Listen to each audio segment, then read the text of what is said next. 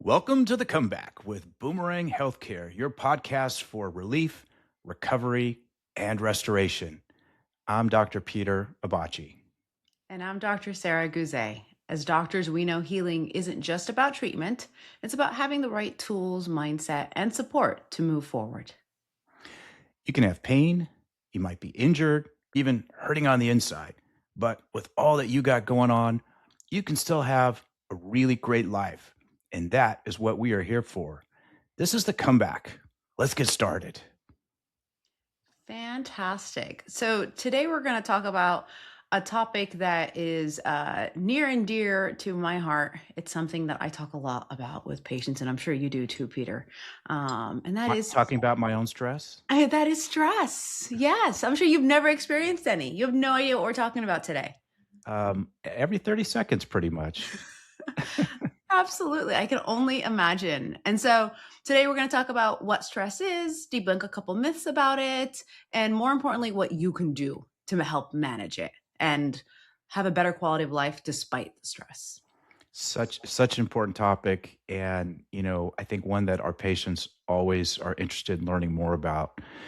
And I'm excited to be talking to you about it. A clinical psychologist with years of expertise in understanding stress at a deeper level, and managing it with strategies more effectively. So I'm looking forward to learning today. Likewise, likewise. So why don't we start off by just talking about what stress really is, right? Yeah, stress. How would How would you define it from a psychological standpoint? And then we Oh, can also talk about the physical side of it. Absolutely. So I actually usually draw the connection of where the term stress even came from. So the term stress isn't actually, its roots isn't in medicine. Its roots were in engineering and in physics. Wow. So have you ever drove across an old bridge and you see a sign and it says stress load 3 tons, right? I Yeah. remember being in Hawaii and I came across this old like wooden bridge and I was like in a rental SUV and I look over at my husband. I'm like, how much does this car weigh? And he's like, you're fine, you're fine. Because I knew what that meant. I'm like, this may be a problem if I come across this bridge and it can't, right, manage the weight. And what stress really means in engineering is what is the maximum weight or capacity or force before something actually breaks or snaps. And so when Mm. we think about that, we couldn't find a better term in medicine. And so we went and used a term from engineering that talks about your breaking point, you know. Because, yeah, stress is a part of physics, if I remember from a couple years ago when I was in college. Yeah. Absolutely, absolutely. And so the truth of the matter is all of us have a load that we carry, right? Responsibilities, obligations, but when we get to the point that we feel like we're about to break, that's where we start to feel stressed. And so that's how I kind of explain it to my patients in a more psychological manner. Not to mention, of course, the roots of what's happening in the body. And I imagine you get into that with your patients. Yeah, that's a great example. I think a great way to think about it. I think, with the physical body, we feel it in different places. I think depending on, where we're injured sometimes, like for example, if you have a bad back or back injury, and you get really stressed, I think sometimes things tighten up maybe there, when you start to feel it there. And, or if you have a bad neck or something like that, I think of course, the mind body connection, but I think we hold stress sometimes in places where we feel the worst, and probably where it would, be ideal if we did not push it into the places where we're the most injured. But it seems like we do that, along with all the physiologic changes that we'll talk about, as well. Absolutely. And I think you make a good point, right? The specific parts of the body that probably need the most, right? Support are the ones that are to show like the most stress, right? Whether it be your low back, your neck, patients with chronic headaches, right? We definitely see when they're stressed that we see that pain flare, right? Come up and increase. And so, one of the things I talk about a lot with my patients is the sympathetic nervous system. And I imagine you do too. And so, for those who've never heard of the term sympathetic nervous system, sometimes it's referred to as the nervous system that's in charge of the stress response. So your fight or flight or even freeze, and it has good intentions. The purpose of this nervous system is to try to keep you essentially alive. And so, if you're going for a hike and you hear some like rustling in the bushes kind of a thing, right? It's your sympathetic nervous system that's going to make you go alert, listen, and decide, do I need to run for my life, right? Do I need to fight for my life? Should I freeze and play possum, right? Or play dead, right? It's that nervous system. And in an ideal state, it would do that for just when the threat is right there. And then it would calm down and go back into a parasympathetic state, which is more relaxed, and you'd be able to hopefully enjoy the rest of your hike, right? Now, in a perfect world, that's the way your nervous system is meant to behave. However, we live in a society and a lifestyle that has one repetitive stressor after another. And it's these multitudes of chronic stressors that keep your nervous system dysregulated, and you're constantly in a state of fight or flight. And if you think about it, I always like compare it to a lot of like animals, because we see it in like cats and dogs. We see it right on the Discovery Channel. Their shoulders will go up, their fur goes high, they try to look bigger, right? And commonly when I see patients, I'm like, where do you carry your stress all the times, right? Their neck and shoulders, they have headaches. And I'm like, yeah, you're protecting your jugular, right? And your body doesn't know the difference between a bear or a deadline, right? Or an unexpected bill or sitting in traffic. It reacts the same. It goes into fight or flight. There's no reason for you to be opening your mail, right? Ready to fight, but your body does go into that sympathetic fight or flight mode.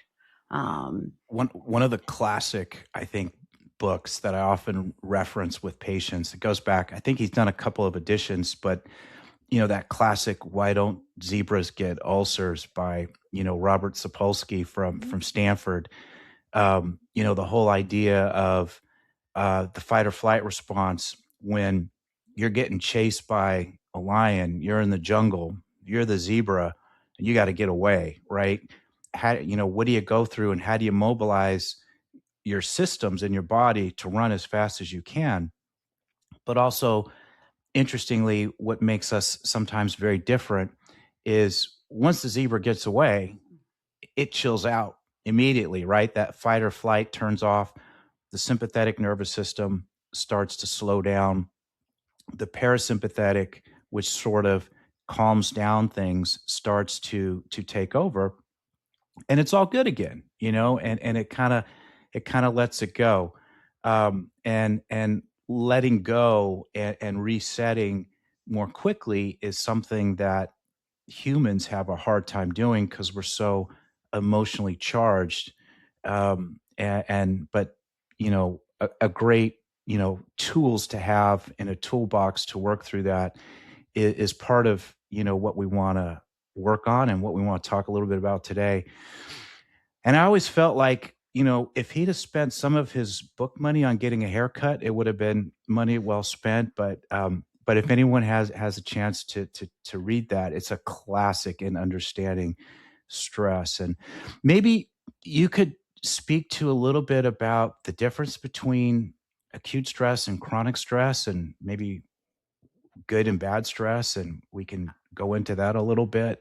Absolutely, absolutely. So, first, let's talk about good stress, because that sounds good, but it also sounds like an oxymoron, right?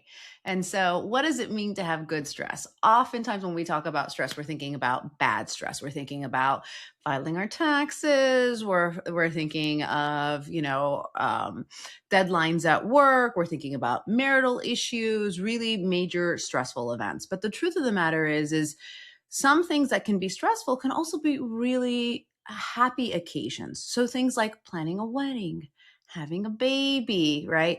Planning, whether it be a quinceanera, bar mitzvah, a large birthday party. You often see the parents looking all frazzled, everybody's telling them congratulations, and they're just like, oh, thank God we made it to the event, right? And they look so stressed.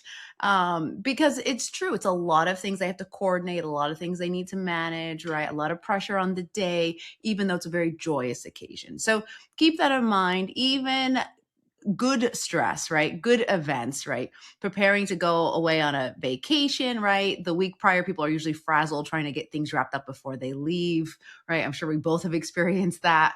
And you have to remind yourself, Yeah. this is a good thing. It's because I'm going to be out of here for a little while and I don't have to check my email for a little while. And so that helps into the reframing. But the other thing too about, stress is what it does to your body. And when you start to realize what it's doing and it has good intentions, I find a lot of times my patients are able to help kind of regulate it because I start to see the signs. And so there's two things that happen in your body when you have acute stress. So, such as, the zebra that's being chased by the lion, right?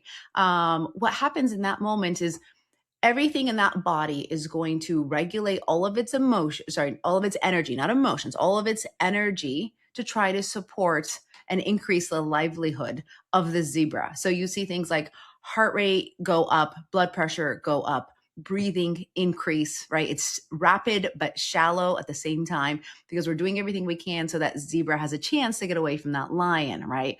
All the blood goes to the major muscles, not so much the fine motor, right? So you're going to be able to, right, be able to fight or flight. And we're the same way. We're going to have that same experience. And so what happens in return is your body, because it redirected its energy to the systems to help you run, it turns down systems that it thinks aren't so critical. And that includes things like your GI tract, right? So a lot of patients will report like stomach upset.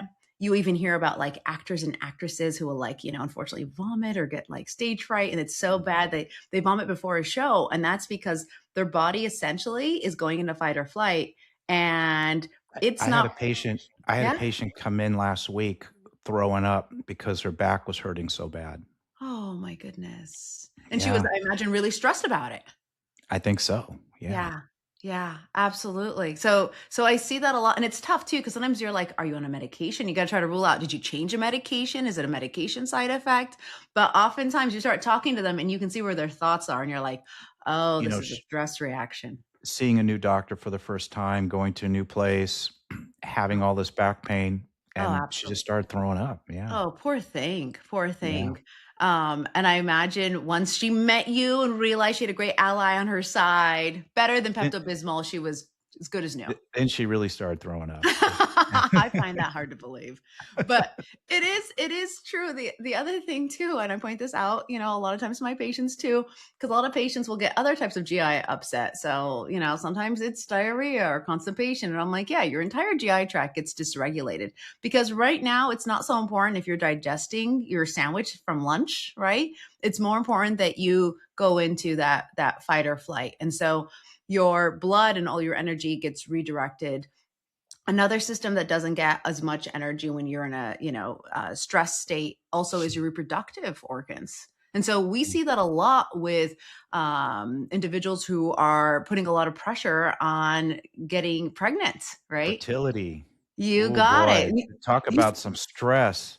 Oh For my some goodness. people, fertility is a humongous stress, Absolutely. and it sounds like it just makes it that much harder to conceive. Yes. How many times have we heard about a celebrity, right, who was, like, trying to get pregnant, and then they take the pressure off and they go and adopt, and then surprise, 6 months later, they announce they're pregnant, you know? And so, something to be said about that, and I always thought it was interesting, and I have gotten patients referred to me from OBGYN that were dealing with infertility, and I Okay. remember sometimes they'd be a little resistant. They're like, "It's not in my head." I'm like, "I don't think it is. I'm just here to help you regulate your nervous system so that everything is firing, and that includes, right, your reproductive organs." And sure enough, oftentimes that was helpful along with other modalities, yoga, acupuncture, all sorts of things. But it is really important. And so we see that all the time with young couples trying to get pregnant.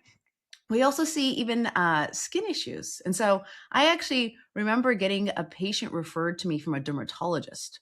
And I was kind of like scratching my head. It was like, 14 years ago, not your typical pain patient that was being referred to me. And sure, she had a low back injury, was an older woman. And as I was interviewing and getting to know her story, and I'm trying to figure out, why did a dermatologist send you over to me? And she shared with me in her medical history, she's had a history of weird rashes, kind of like hives. And they've given her, poor thing, has tried every ointment, every cream. She has changed every soap, laundry detergent. She was so thorough. And as I got to know her story, I found out that her, like the love of her life, her husband of 50 something years, had passed away a year Oh, prior, and her son the same year. Two oh, major losses. And she was trying to be all stoic and hold it together. And she's like, I still have grandchildren. And she's, trying to be strong. And as we talked about it, we started to realize her hives were worse around the anniversary of their passing, their birthdays, her wedding wow, anniversary.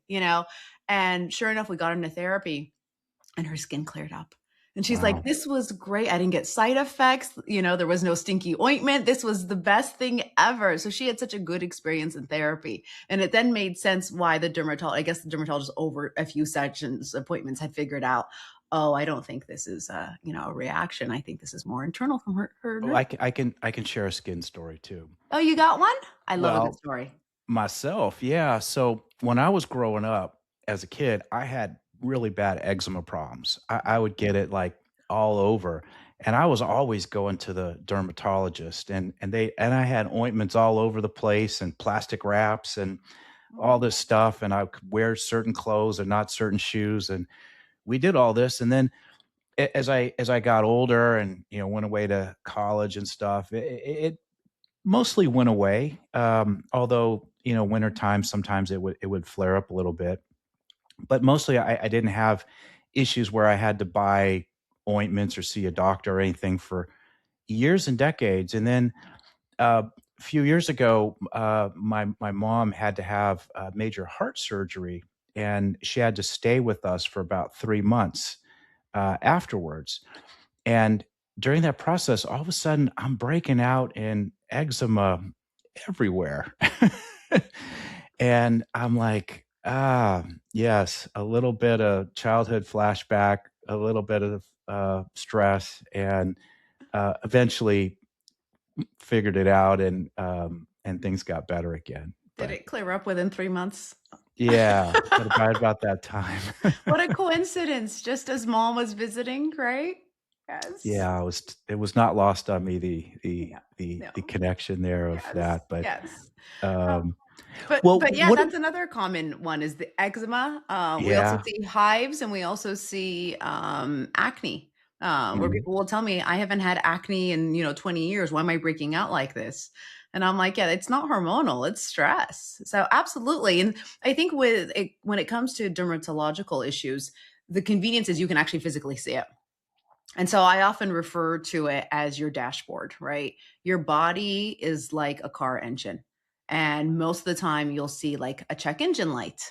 You'll see, low tire pressure.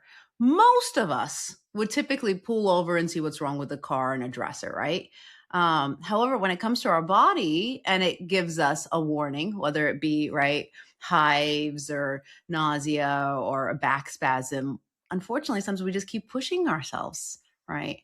And so ideally, with stress management, you can think of it as regular car maintenance, right? We're going to change the oil and rotate the tires, right? You got to take care of yourself just like you do your car. Well, Sarah, talk to us about, when the stress becomes chronic, right? When we're not the zebra and we don't get past it, and whatever's stressing us out continues, or just our sort of fixation on it, we can't let go, and that continues. And what does that do to us health wise, mentally, physically, spiritually? I think it's a big deal, right? Oh, absolutely. Absolutely. The body is designed to be able to handle stress for short periods of time. And when we have either a multitude of stressors or we enter a period of chronic stress, right?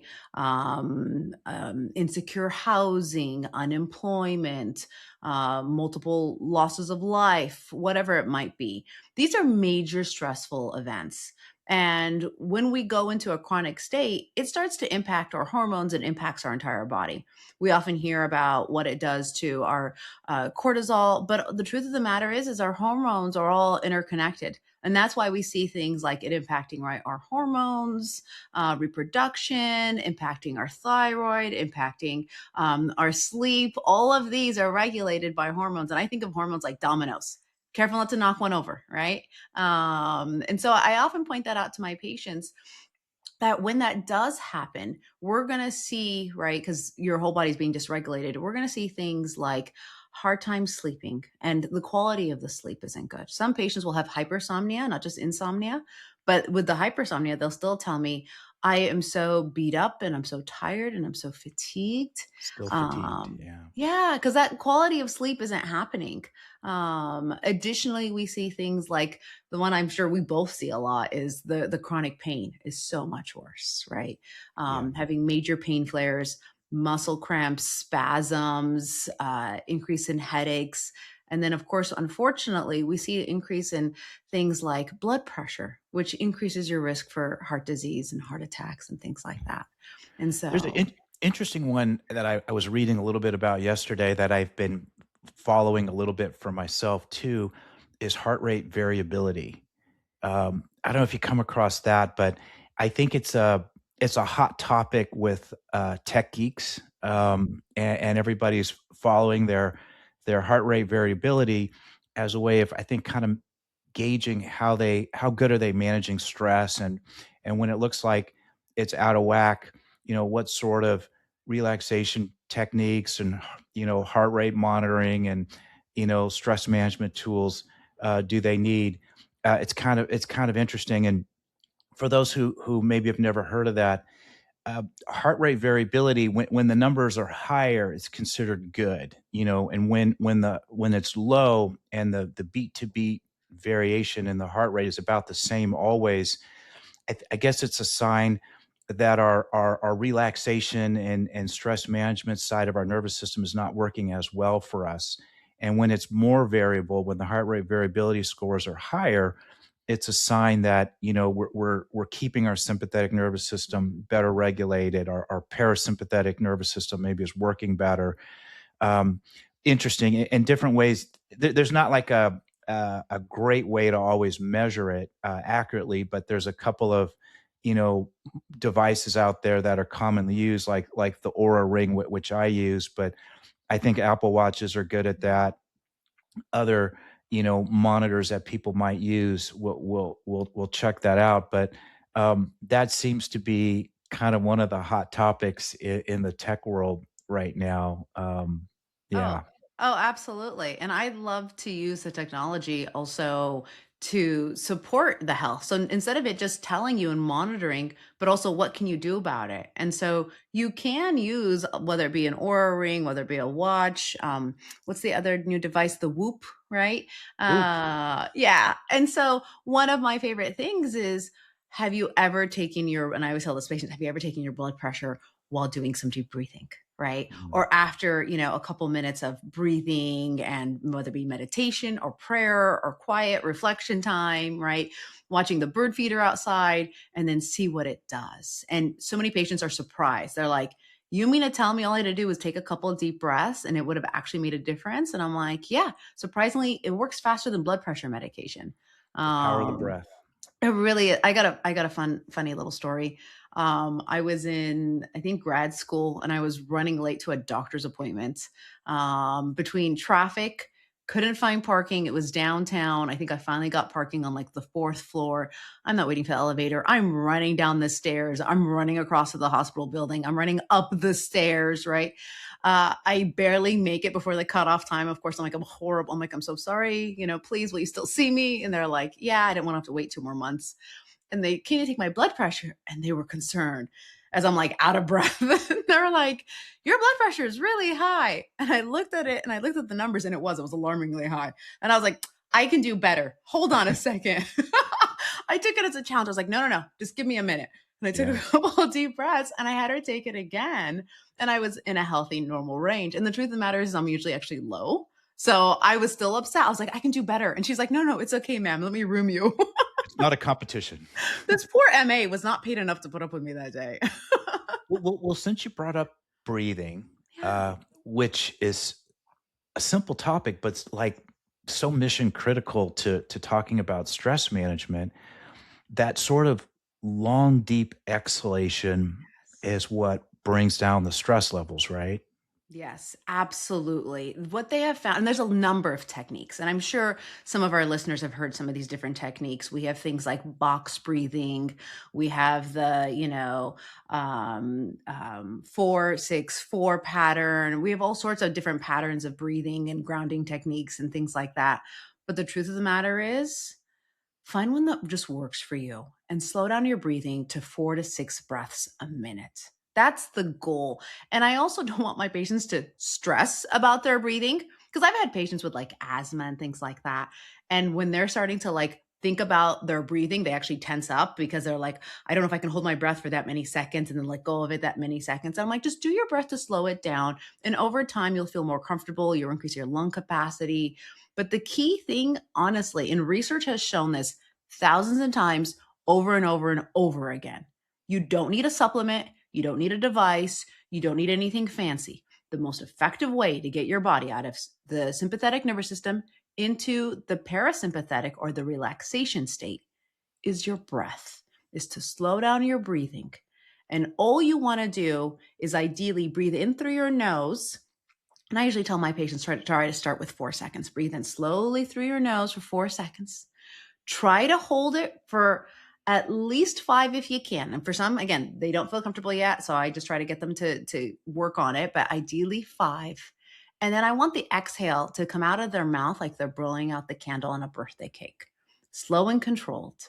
And with that, try to hold that for 6 seconds. And so it's a really simple 4, 5, 6 one. It's an easy one to remember. And my goal with that, with my patients, is just to help them reset. And of course, as you know, we work with people who have chronic pain. And so I often remind them, go ahead and let your chair really support you. Like lower your shoulders. They should not be friends with your ears, right?